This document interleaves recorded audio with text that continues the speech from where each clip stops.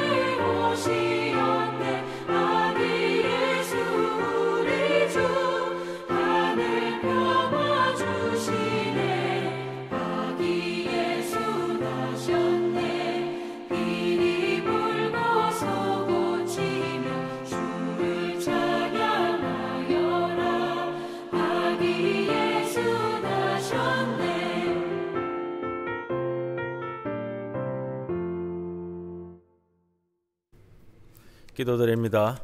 주님, 우리가 담담하게 살게 하옵소서. 지난 세월에 매이지 말게 하시고 살아갈 날에 기대지 말게 하시며 살고 있는 날에 감사하며 오늘 당면한 문제 앞에 주저하지 않고 깨닫고 실천할 일을 하게 하옵소서. 근심 걱정을 만드는 삶이 아니라 기쁨을 만들어가며 살게 하옵소서. 지나버린 시간은 물릴 수도 없고 되돌릴 수도 없으니 숙제하듯 살지 말고 축제하듯 살게 하옵소서. 벗어버릴수록 가벼워지는 인생, 이른 비로 못 오시면 늦은 비라도 오실 주님을 기다리며 사는 기다림의 사람 되게 하여 주옵소서. 예수님의 이름으로 기도드리옵나이다. 아멘. 107장 찬송드립니다.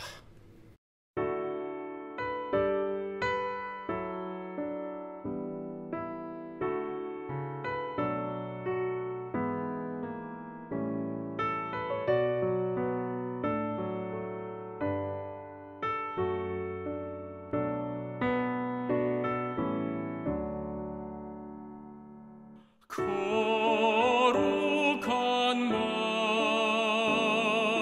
복되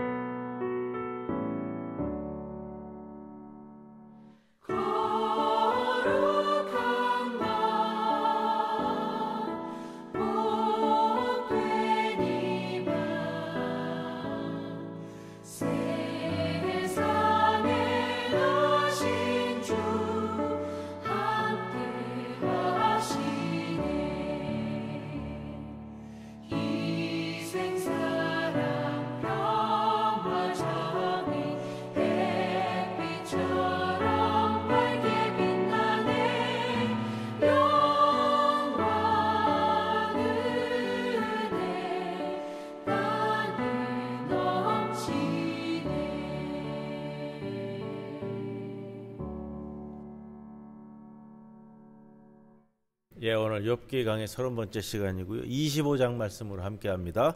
25장 짧습니다. 1절에서 6절까지 말씀 봉독하고 말씀 나누도록 하겠습니다. 수아 사람 빌닷이 대답하여 이르되 하나님은 주권과 위엄을 가지셨고 높은 곳에 화평을 베푸시느니라. 그의 군대를 어찌 계수할 수 있으랴. 그가 비추는 광명을 받지 않은 자가 누구냐. 그런즉 하나님 앞에서 사람이 어찌 의롭다 하며 여자에게서 난 자가 어찌 깨끗하다 하랴. 보라, 그의 눈에는 달이라도 빛을 발하지 못하고 별도 빛나지 못하거든 하물며 구더기 같은 사람, 벌레 같은 인생이랴. 예, 오늘 욥기 강의 30번째 시간 이렇게 되어졌습니다. 오늘 25장 말씀 함께 나누게 되었고요. 25장 굉장히 짧습니다. 6절로 되어 있고 또 26장도 짧습니다. 25장, 26장, 27장은 편집 과정 중에서 조금 혼돈이 있었지 않았느냐 뭐 이런 이야기를 하지만 뭐 우리는 나눠진 대로 해서 함께 말씀을 나누고요. 25장을 짧은 대신에 뒤에 우리 그동안 있었던 욥기의 신학적 배경에 대한 말씀을 조금 말씀드리려고 합니다. 오늘 자, 이 단락 왔는데 빌닷의 이제 세 번째 말을 하면서 빌닷이 그저 내용상으로 보면 하나님의 주권과 하나님의 위엄을 강조합니다. 그래서 앞에 있는 엘리파스의 논변과도 조금 이렇게 반복이 되는 것으로 좀 보여지고요. 어떻게 보면 그런 생각이 들어요. 지금 이 세 번째까지 오면서 빌닷이 좀 별 할 말이 없어서 자꾸 반복되고요. 할 말이 없어서 뭐 이렇게 자꾸 이제 예전에 했던 일들 뭐 이런 것들을 자꾸 갖다 붙이는 것이 아니냐. 2절 보시면 하나님이 주권과 위엄을 가지셨고 높은 곳에서 화평을 베푸신다. 좀 지루한 표현이잖아요. 하나님은 높은 곳에서 피조 세계에서 일어나는 모든 반역, 저항을 진정시켜 화평을 창조하실 수 있다. 이렇게 이제 강조를 하는데 누누이 반복된 표현이고 이렇게 보여지고요. 또 빌닷이 3절에 오면 하나님의 절대적인 주권, 그 통치권, 그 위엄을 보여주기 위해서 하나님의 대규모 군대를 언급하고 있고 또 하나님 광명의 보편적인 효력을 말한다 이렇게 되어 있어요. 이제 그 표현이 뭐냐면은 3절 하반절에 보면 그가 비추는 광명을 받지 않은 자가 누구냐. 보편적인 이제 하나님의 광명에 대해서 그 효과에 대해서 우리에게 이야기하는데 조금 뭐랄까요, 조금 추상적이면서도 좀 동떨어진 표현이 지금 막 이렇게 툭툭 튀어나오고 있는 그런 것이 아니냐. 하나님에 대해서 거론을 하는데 다 이제 모르는 것이 아닌데 왜 이렇게 반복을 할까? 그래도 뭐 무리는 없지만 무리되는 표현은 아니지만 4절에 하나님 앞에서 사람이 어찌 의롭다 하며 여자에게서 난 자가 어찌 깨끗하다 하랴. 이것도 이제 반복이 되는 표현이잖아. 엘리파스가 계속해서 반복적으로 표현했었고요. 자, 욥, 너는 인간이기 때문에 여자에게서 난 사람이기 때문에 하나님의 절대적 의의 기준 앞에서 네가 아무리 너의 의를 강조한다 하더라도 의롭지 못한 죄인이다. 인간의 의는 어쩔 수 없는 허무적 표현 아니냐 이렇게 이야기를 합니다. 그리고 빌닷은 하나님의 절대 빛 앞에서는 달이라도 빛을 발하지 못하고 별도 빛나지 못한다 이렇게 얘기하는데 좀 불필요한 이제 비교 억구가 되어버리는 느낌입니다. 자, 그리고 인간의 존재 의미를 인간을 일컬어서 달과 별보다 더 천대하는 빌닷은 좀 인간의 지위를 좀 극단적으로 낮춰가고 있습니다. 그래서 하는 표현이잖아요. 구더기 같은 사람, 벌레 같은 인생. 사람을 그렇게 낮춰 이야기하는데 뭐 일반적으로 우리가 우리 자신을 얘기할 때는 나의 인생이 벌레 같은 삶이구나. 나의 생각이 벌레 같은 인간이구나. 뭐 이렇게 이야기할 수는 있어요. 근데 그것이 오늘 이 자리에서는 이게 맞지 않는다라는 것이 창조주 하나님 앞에서 제3자가 인간을 가리켜 구더기 같은 인간, 벌레 같은 인생 이렇게 모멸적으로 얘기하면 뭐가 문제냐 하면은 창조주 앞에서 그 창조물을 비하하는 거란 말이에요. 결국 하나님을 높이기 위해서 인간을 비하하는 것이 하나님을 높여지는 것이 아니라 하나님을 모욕하는 셈의 표현이 되어버리고 마는 것, 이렇게 볼 수가 있고요. 빌닷은 욥에 대한 정죄에서 크게 물러나고서 이야기하고 있지만 좀 오늘 25장에 오면 좀 옹색한 말밖에는 할 수 없는 상황. 25장이 이 세 친구가 욥을 공격하는 변론의 마지막 말인데, 욥의 친구들의 말들이 계속해서 좀 짧아졌거든요. 맨 처음에서 이야기하는 것보다는, 맨 처음에는 뭐 좀 장광하게 늘어놓는 실력자들이었는데 엘리바스부터 이 빌닷까지 점차 말수가 줄어들고 있습니다. 소발은 아예 3차 논쟁에는 끼어들지 않고 있고요. 자, 그동안 세 친구가 좀 조그만 부분에서는 좀 차이를 보였지만, 그러나 욥을 단죄하기 위해서 소위 쓰는 이제 3단 논법, 이것을 구사하는 면에서는 거의 동일했습니다. 자, 이 3단 논법이 어떤 거냐면, 욥이 당한 고난과 곤경을 보면서 이 고난의 원인을 역추적해서 올라가는, 거슬러서 역추적하는 그런 추론 방식을 씁니다. 단순하게 말하면 이거예요. 네가 지금 심한 고난을 받고 있으니, 네가 심한 재난 가운데 떨어졌으니 너는 분명히 죄 지은 사람이다, 이렇게 얘기하는 거잖아요. 이게 현재의 고난에서 과거의 죄를 추론하는 역설적인, 역추적적인 방법을 쓰거든요. 그래서 욥은 계속해서 반응을 보이는 게 뭐냐면, 내가 고난에 처해 있는 건 맞다. 그래, 나의 죄가 뭐냐? 이 세 사람이 계속해서 이 욥의 죄에 대해서 이야기하지만 구체적인 죄목을 못 댄단 말이에요. 욥은 계속 그거를 이제 자신의 변론으로 삼고 있고요. 그래서 이 세 친구가 쓰는 것은, 첫째는 하나님은 절대 신상필벌 권선징악의 법칙에서 이탈하지 않는 분이다. 욥, 두 번째, 너는 너에게 일어난 일은 악인에게 일어나는 일과 동일하다. 그러니 세 번째, 너는 죄인이고 악인이다. 이걸 이제 반복해서 지금까지 왔습니다. 그것에 오늘 이제 25장에 오면은 빌닷이 이제 할 말이 다 떨어진 것 같아요. 할 말이 없어요, 할 말이.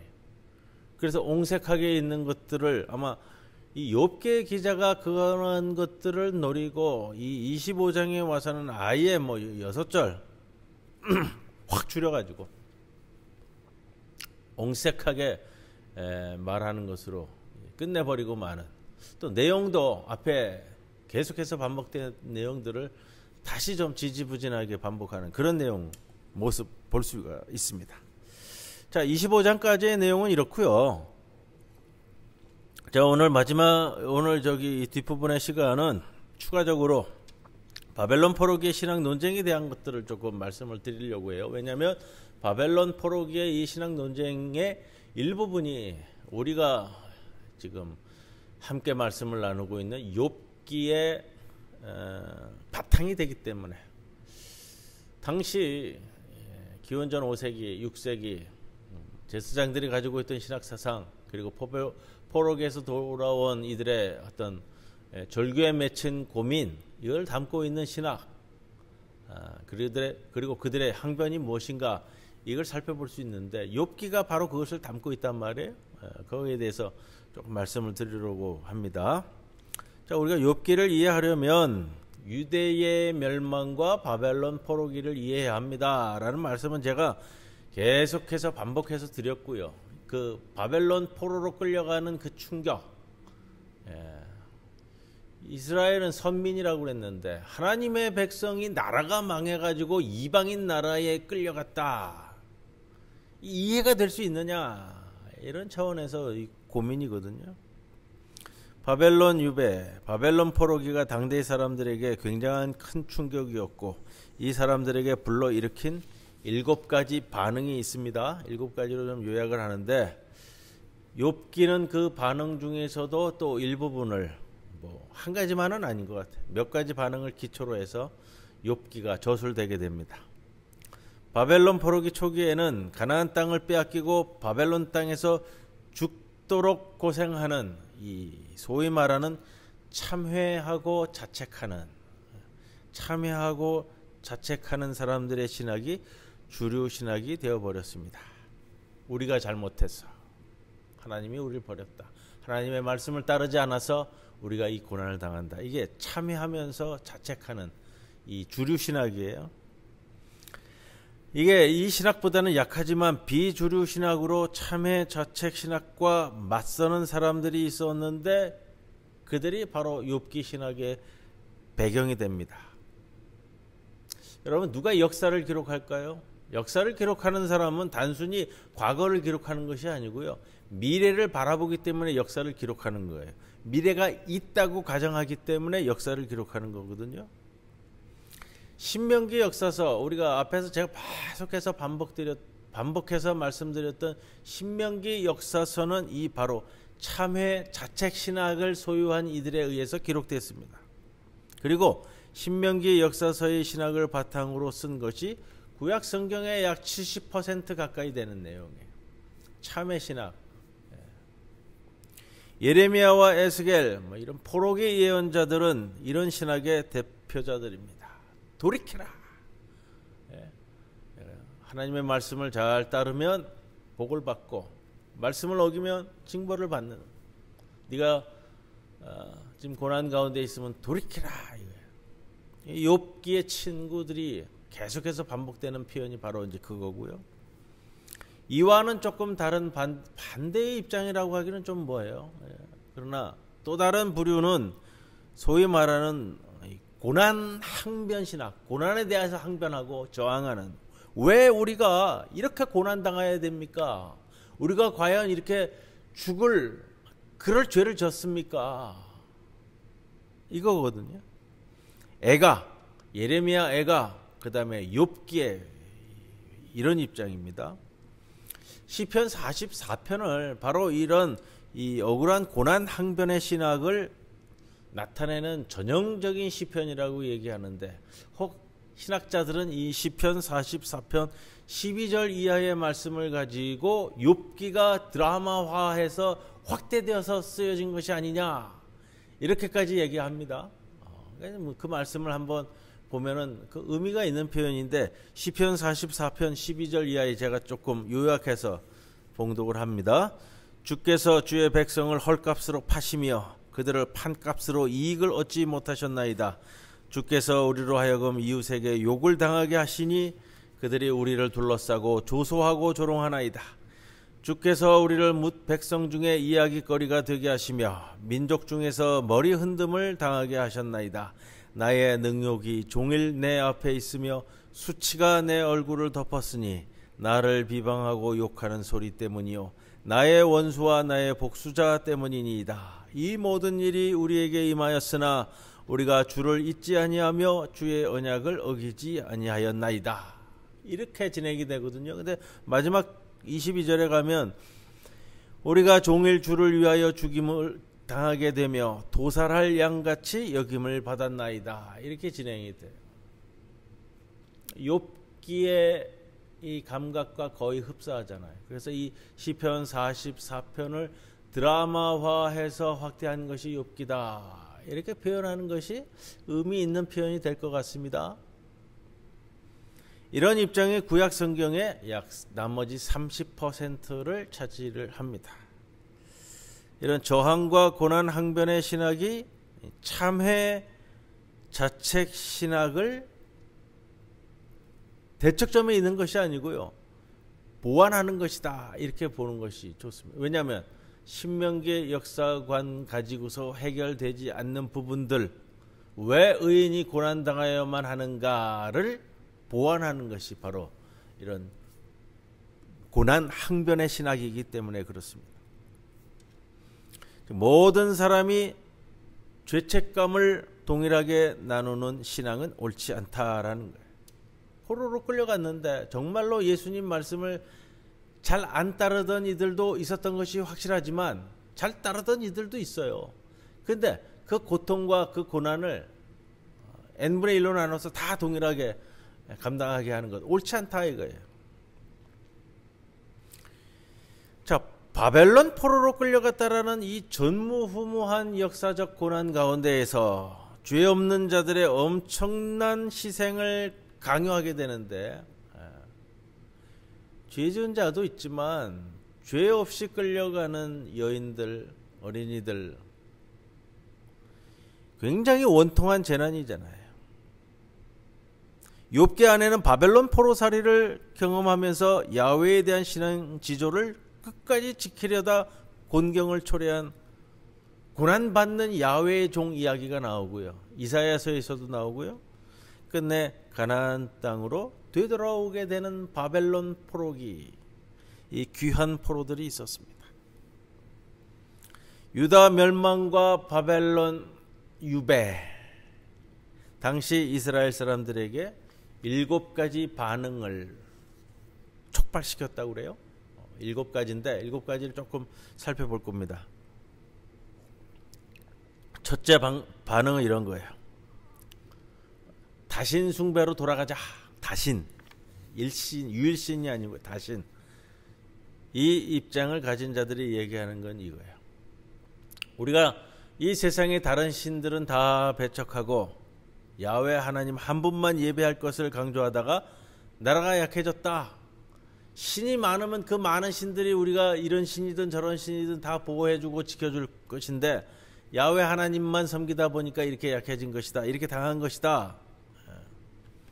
그래서 1차 바벨론 포로기 끝나고 돌아온 이들이 어느 때부턴가 예루살렘 성전에서도 담무스 신을 위하여 애곡하는 여인들이 있었다라는 표현이 나옵니다. 에스겔서 8장인데, 그가 또 나를 데리고 여호와의 전으로 들어가는 북문에 이르시기로 보니 거기에 여인들이 앉아 담무스를 위하여 애곡하더라. 그렇게 돌아온 이들이 성전에 앉아서 담무스라는 그 돼지와 초목 그리고 이제 가축을 돌보는 신이거든요. 이런 신들을 섬겼던 모습도 보여집니다. 두 번째 반응은 바벨론 신이 장땡이다. 바벨론 신이 최고다. 이런 사람들이 나타났다는 거예요. 자, 고대 근동 세계에 있어서 전쟁은 신을 대신해서 패권 국가가 나가 싸우는 거예요. 그래서 패권 국가의 신을 숭배하는 것이 민족의 살 길이다. 이런 반응을 보였습니다. 당시 고대의 이 사고방식은 그래요. 나라의 흥망성쇠는 그 나라를 후원하는 신들의 흥망성쇠와 똑같다. 그러니까 이 다니엘서도 나오는데 바벨론의 신인 벨과 느보와 마르둑 신에게 우리가 충성을 다해야 한다. 이 세상은 바벨론의 신들이 최고다. 이런 자들이 나타났어요. 신명기 4장 19절에도 이러한 동향을 경고하는 말씀을 우리에게 줍니다. 또 그리하여 네가 하늘을 향하여 눈을 들어 해와 달과 별들, 하늘 위의 모든 천체, 곧 너희의 하나님 여호와께서 천하 만민을 위하여 배정하신 것을 보고 미혹하여 그것에 경배하며 섬기지 말라. 세 번째 반응입니다. 굉장히 합리적인 것 같지만 굉장히 세속적이고 현실 정치적인 반응이었어요. 국제 정치 관계학자들, 관측학자들에 의해서 얘기된 것은 우리가 바벨론 제국에 망한 것은 이집트와의 동맹이 견고하지가 않아서 그렇다. 우리 동맹 정책이 부실해서 우리는 망했다. 힘이 약한 나라는 힘이 강한 나라에게 항상 패배당하고 빼앗길 수밖에 없다. 그거는 세계사에서 늘 반복되는 일인데 그것이 우리에게 적용된 사건이다. 근데 그걸 가지고 무슨 신의 뜻을 운운한다라는 것은 별로 의미가 없다. 이런 이제 현실론자들에 의해서 제기된 반응이었습니다. 넷째 반응은 하나님의 심판을 수용하고 회개를 강조하였던 신학적 반응입니다. 하나님이 우리를 심판하신 것이다. 우리가 잘못했기 때문에 하나님의 무궁무진한 사랑과 인애를 기대한 예언자들이 이 입장을 대변을 했어요. 그리고 구약 성경의 주류가 되어진 신학입니다. 하나님의 심판을 받아들여라. 그리고 회개하라. 이것이 구약의 주류 신학입니다. 자, 다섯 번째 반응은 이거예요. 저항과 이 고난 항변을 통한 질문이에요. 하나님께 대한 질문. 하나님의 정의로운 심판을 마지못해 수용하지만 일부 이스라엘 사람들은 고난에 항변하고 저항하는 것을 병행했습니다. 하나님의 심판이 우리가 저지른 죄에 비해 너무 크다. 이거 어떻게 받아들일 수 있느냐? 하나님, 도대체 무엇입니까? 욥기에서 세 친구들의 이 대화에서 욥이 보인 입장도 이런 이제 고난 저항적 항변의 모습이 보입니다. 여섯 번째 응답은 신비주의예요. 신비주의. 우리 이스라엘 민족이 이처럼 70년 동안 바벨론에 핍박받는 것은 죄에 대한 징벌이다. 그리고 그 이상의 의미도 있다. 그걸 찾아야 된다. 죄 없는 자에게 일어나는 고난과 재앙, 하나님의 통치 안에서 일어나고 있는 일이다. 그래서 이 세상에는 나타나는 일과 감춰진 일이 있는데, 나타난 일은 바벨론 유배 같은 역사적인 재난이고, 반면에 감춰진 일은 바로 이 일을 통해서 미래에 있을 일, 혹은 이런 재난의 배후에 작동하는 하나님의 섭리를 의미할 수 있다. 욥기의 상당 부분이 이런 입장을 우리에게 보이기도 합니다. 악인과 의인이 동일한 불행과 재난의 피해자가 되었는데 바로 그런 모습을 보면서 개탄하는 모습, 욥기의 상당 부분도 이런 배경을 가지고 있습니다. 그리고 일곱 번째, 이스라엘의 바벨론 포로기와 그로 인한 온갖 굴욕과 고난은 하나님의 섭리 아래 성장하고 성숙하기 위해 하나님의 종이 받는 고난이다 라는 거예요. 더 이상 하나님의 신비로운 섭리만 믿지 않고 자신들의 당한 이 고난을, 우리 2주 전에 제가 그런 말씀을 드렸어요. 원인론적 고난이냐 목적론적 고난이냐. 주류신학은 원인론적 고난신학을 이야기해요. 왜 우리가 고난받는가? 잘못해서 징벌받았다. 목적론적은 내가 죄를 지은 것이 아닌데 내가 왜 고난을 받느냐? 이 고난을 통해서 나를 더 성숙하게 위한 것이다. 하나님께서 무슨 큰 뜻을 만들어가기 위해 나를 고난에 참여시켰다. 자, 이스라엘이 하나님의 거룩한 세계 구원 계획을 위해 받는 고난이라는 사상, 목적론적 고난 이해였습니다. 이스라엘이 바벨론으로 끌려가 모진 고통을 당하고 곤욕을 당하는 것은 세계 만민을 하나님께 이끌어갈 만한 제사장 백성으로 성장시키는 교육의 일부다. 이것이 목적론적 고난 이해입니다. 또 욥기의 일부도 이러한 목적론적 고난 이해를 보여줍니다.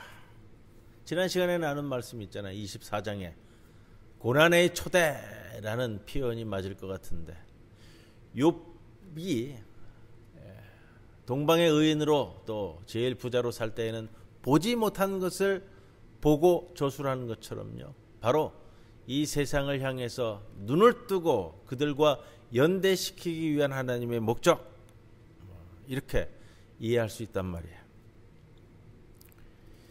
자, 이런 신학 논쟁의 맥락에서 욥기는 주류 신학으로 자리 잡은 원인론적 고난 해석에서 신명기 역사가의 이 참회 자책 신학이 주류를 이룰 때 그걸 좀 비판하면서 대척점에 서는 건 아니고요, 보완하기 위해서 등장했다라고 봅니다. 그래서 신명기의 역사가 신학을 너무 이게 교조적으로 대표하는 자들이 바로 욥의 새 친구다라고 이야기한다면 바로 이것을 좀 보완하고 다시 얘기하고 있는 것이 욥의 항변이다, 이런 말씀을 좀 드리고 싶습니다. 욥의 새 친구들이 가지고 있는 세계관은 이런 거예요. 이 세상은 하나님께서 창조하셨기 때문에 완전 무결한 세상이다. 그리고 하나님이 만든 법칙 하에서 그 법칙대로 움직인다. 그것을 거부할 수 없다. 이런 세계관이고요. 자, 욥이 부르짖는 세계관은 뭐냐면 하나님이 완벽하게 이 세상을 창조하실 수 있다라는 것은 맞다. 그러나 하나님은 이 세상을 뭐라 그럴까요? 빈틈없이 완벽하게 만들어 가지고 굴리는, 법칙대로 굴리는 그런 기계론적인 세계가 아니라, 자, 인간과 더불어 나머지 더 완벽하게 만들어 가기에 할 그 세상을 만드셨고, 그리고 이 세상을 만드셨을 때 인간과 더불어 더 온전하고 더 완전하게 될 세상을 기대하면서 만드셨다. 그리고 바로 거기에 우리를 참여케 하신다라는 것이 욥이 가지고 있는 이 창조론입니다. 이 두 가지는 병립되어지는 거예요. 어느 것만이 옳다라고 이야기하는 것이 아니고요. 두 개가 같이 병립하면서 서로 보완하면서 나아가는 것. 아무리 의롭게 살려고 하는 사람에게도 고난은 일어납니다. 그것은 이 세계가 인간과 하나님의 동역으로 더 온전케 될 창조의 도상에 있는 세상이기 때문에 그렇다라는 겁니다. 그리고 고난이라는 것을, 이 재난이라는 것을 죄 때문이라고 해석하는 아주 이론주의적이고 폐쇄적인 신학에 보완하는 것이 욥기의 신학이다. 오늘 여기까지 말씀드립니다. 다 같이 찬송가 110장 찬송 드리겠습니다.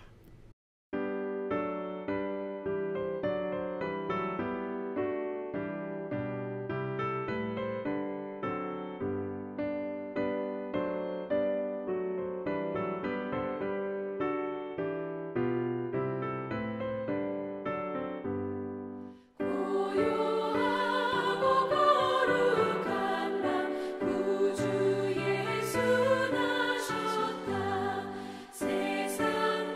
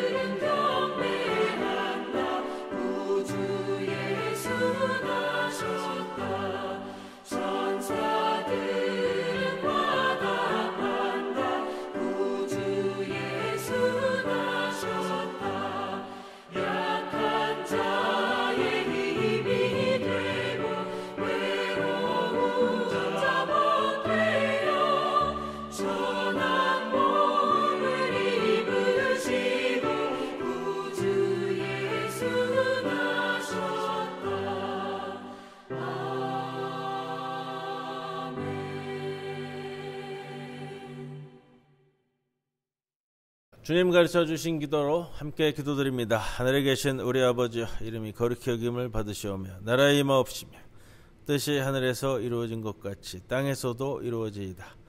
오늘 우리에게 일용할 양식을 주옵시고 우리가 우리에게 죄 지은 자를 사하여 준 것 같이 우리 죄를 사하여 주옵시고 우리를 시험에 들게 하지 마옵시며 다만 악에서 구하옵소서.